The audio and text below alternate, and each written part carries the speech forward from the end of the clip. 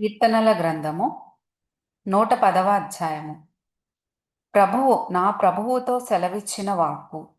నేను నీ శత్రువులను నీ పాదములకు పీఠముగా చేయు వరకు నా కుడిపార్శ్వమున కూర్చుండుము.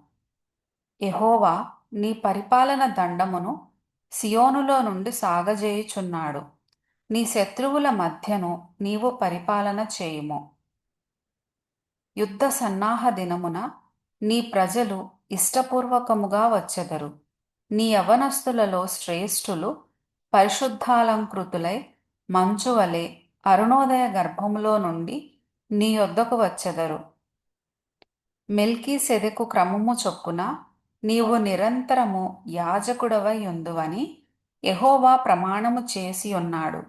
ఆయన మాట తప్పనివాడు.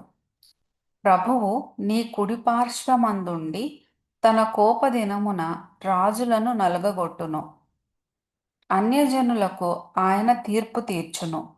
దేశము శవములతో నిండియుండును. విశాల దేశము మీది ప్రధానుని ఆయన నలుగగొట్టును.